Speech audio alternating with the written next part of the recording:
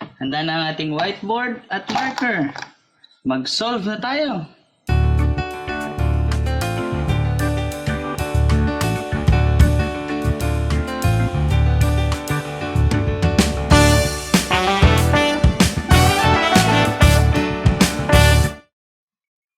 Okay. So sa nakaraan nating video ay diniscuss na natin ang ellipse as a conic section. Dinefine din natin ang ellipse and dinerive na rin natin ang standard equation ng ellipse. So the standard equation is also called the equation in graphing form kasi kapag alam natin yung standard equation ng ellipse ay madali nating maigagraph ang ellipse. Okay? So, sa standard equation ng ellipse ay meron tayong dalawang scenario. The first case is that if the major axis is horizontal, so if that is the case, ang gagamitin nating standard equation ay ito. X minus h squared over a squared plus y minus k squared over b squared equals 1. If the center is at 0, 0 or at the origin, ang gagamitin nating standard equation ay x squared over a squared plus y squared over b squared equals 1. H and k is the coordinates of our center and a is the length of the semi-major axis and b is our semi-minor axis. Now, if the major axis of the ellipse is vertical. So, ito yung case natin. So, vertical yung major axis. Ang gagamitin nating standard equation is x minus h squared over b squared plus y minus k squared over a squared equals 1. Kapag nasa origin ang center ng ellipse, so magiging x squared over b squared plus y squared over a squared equals 1. So, ano ang pinagkaiba ulit ng dalawang standard equation na ito? Kapag major axis ay horizontal, so yung semi-major axis natin or yung A natin ay nasa side ni X, no? And then yung ating semi-minor axis ay nasa side ni Y. Kapag ang major axis ay vertical, ayan, ang ating semi-minor axis ay nasa X, while yung ating semi-major axis ay mapupunta naman sa side ni Y. So, ang tatandaan na lang natin na A is the larger value kasi yung ating major axis is the longer axis. So, kung saan malaki yung value ng denominator, halimbawa nasa X siya, so, kung ano ang orientation ng x-axis natin, yun din yung orientation ng major axis. So, since x-axis is horizontal at nasa kanya yung may malaking denominator sa standard equation, so, gagamitin natin ang equation na ito. Kapag naman ang ating larger value ng denominator ay nasa side ni y, so, tatandaan na lang natin na yung y-axis natin is vertical. So, therefore, our major axis is vertical. At ganon, kapag ganon ang case, ang gagamitin nating equation ay ito. So, nakapag-solve na rin tayo ng isang example ng problem involving ellipse. At magsosolve ulit tayo sa video na ito. Okay. So, dito sa problem natin, we are asked to write an equation in graphing form. So kapag sinabing equation in graphing form, that is also standard equation. So write an equation in graphing form of the ellipse shown. So meron tayong ellipse dito na nasa ibaba. Sa ellipse natin, kung mapapansin nyo, ang binigay sa atin na coordinates ay yung ating vertices. So meron tayong dalawa. So, yung nasa taas na lang natin, yun na lang yung V1, yung nasa baba yung V2. Ayan. Bakit natin nasabi na yung vertices natin ay yung nasa taas at yung nasa baba? So, remember the definition of major axis. Major axis is the longer axis. So, dalawa lang naman yung axis. Isang major, isang minor. So based dito sa observation natin sa given ellipse, so makikita natin na kapag pinag-connect natin yung dalawang points na nasa taas, pag pinag-connect natin sila, at saka i-connect din natin itong isa, yung nasa gilid. Ayan. So, by observation, makikita na natin na yung vertical line is the longer between these two lines. So, kung sino yung mas mahaba, siya yung ating major axis. Okay? And the endpoints of the major axis is our vertices. So, yung vertex natin ay endpoints ng ating major axis. Okay, so inilagay na lang natin yung V1 natin as yung nasa taas and V2 yung nasa ibaba.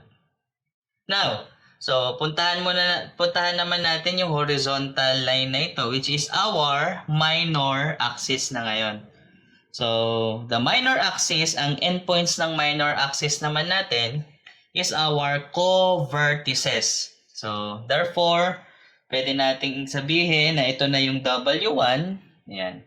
And yung isang endpoint naman, siya ngayon yung W2 natin, which is 8, negative 6. Now, we are asked to write an equation to represent this given ellipse. So, for our solution, kailangan nating mamili dun sa dalawang standard equation na alam natin. No? Kailangan nating malaman saan case siya kasali. Okay, so balikan lang natin. Now, since the given ellipse or the major axis of the given ellipse is vertical, so ang gagamitin natin ay yung standard equation kapag vertical ang major axis, which is x minus h squared over b squared plus y minus k squared over a squared equals 1. So, ito yung standard equation na gagamitin natin. So, x minus h squared over b squared plus y minus k squared over a squared equals 1. Okay. So, para masulat natin yung standard equation, tatlong value yung kailangan natin. So first, we need to locate HK or our center. Next, we also need the value of A or our semi-major axis. Then kailangan din natin si letter B, which is the length of our semi-minor axis. Okay? So isolve muna natin or ilocate muna natin si center. Balikan natin itong ellipse na given. Now, by properties of ellipse na na-discuss na rin natin, so the intersection of the major axis and the minor axis is the center of the ellipse. So, ibig sabihin nandirito sa intersection ng dalawa na ito, yung ating center. And also, our center is the midpoint of our major axis. Center also is the midpoint of our minor axis. So for us to locate the center, we just use the midpoint formula between the V1 and V2 or W1, W2. So dalawa yung pwede. Pwede yung midpoint ng vertices or midpoint ng co-vertices. So, ang gamitin na lang natin yung midpoint ng ating vertices. Okay? So, for our center na HK, so midpoint formula lang ito. So, midpoint ni V1 at V2. So, midpoint formula natin is x1 plus x2 over 2, y1 plus y2 over 2. Ito yung x1, y1 natin. Ito yung ating x2, y2. So, substitute lang natin. So, 3 plus 3, parehas lang na 3, over 2. Then, for y value, 2 plus negative 14 over 2. Yan, simplify. So, 3 plus 3, that is 6 over 2. And then, ito magiging minus ngayon ito. So, magiging negative 12. So, 2 minus 14 over 2. Or, the center is at 3, negative 6. So, ito na yung ating HK. Ayan. So, yung 3, negative 6. Okay? Now, pansinin natin yung center, no? Ang abscissa niya ay 3 at ang kanyang ordinate ay negative 6. Now, kung makikita natin dito sa ating given ellipse, yung 3 na yon, ito rin yung x value or abscissa ng mga vertices. Tama? Kasi magkakatapat lang sila along x-axis. Kaya kung ano yung vertices or kung ano yung abscissa ng vertices, yun na rin yung naging abscissa ng ating center. Now, dito naman sa y value or the ordinate, now, titignan naman natin itong ating mga co-vertices. So, yung y value ng co-vertices natin is negative 6 and negative 6. Ito rin yung nakuha natin sa center. Bakit? Kasi magkakatapat lang naman sila along y-axis. So, ibig sabihin, pare-para silang nasa negative 6. Ayan. So, para sa shortcut, pwede nating sabihin na kung ano yung mag-common sa kanila na value. Ayan. In this case, parehas sila ng x value. Dito naman, parehas ng y value. Pwede na rin na lang nating kopyahin yun at isulat as our center. Okay? Next.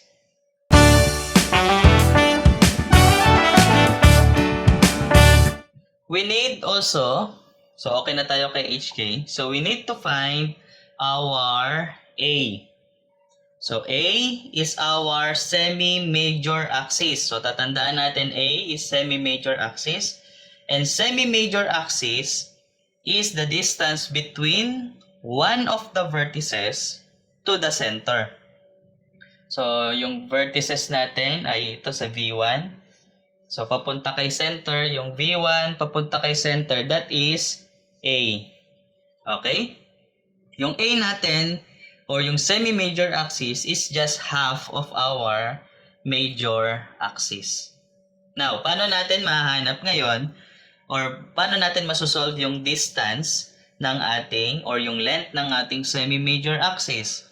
So, pwede natin gawin, ay gamit tayo ng distance formula between V1 and V2. Pag nakuha natin yung distance nito, yun yung ating major axis.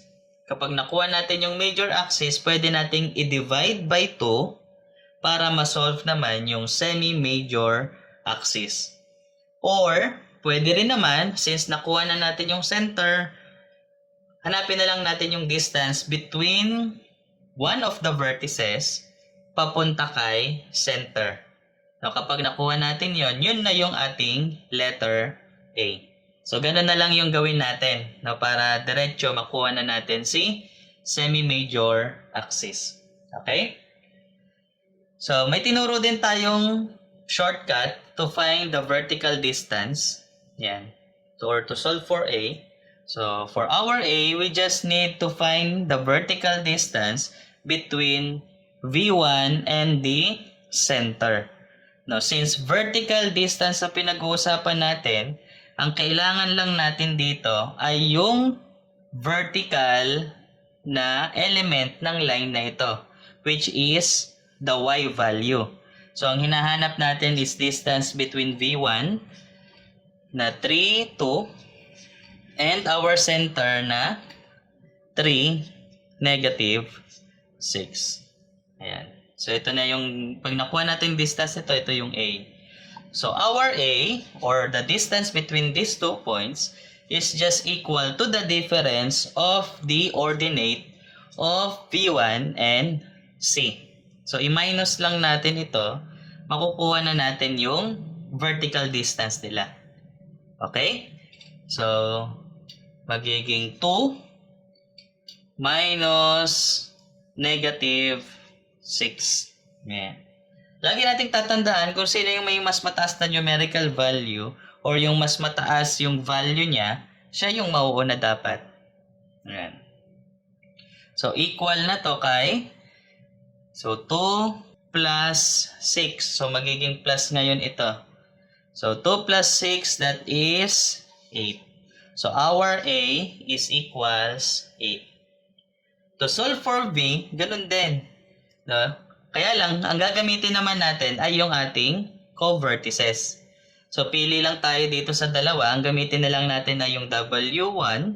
Ayan, yung vertices kasi natin, ay yung letter B pala natin, or semi-minor axis, is from one of the co-vertices to the center. Ayan. So, pwede rin natin na kunin yung distance between the co-vertices and then divide by 2. Or pwede rin naman na kunin na lang natin yung distance between one of the co-vertices to the center. Kasi, na-solve naman natin yung center. Okay? So, ganun na lang ang gawin natin.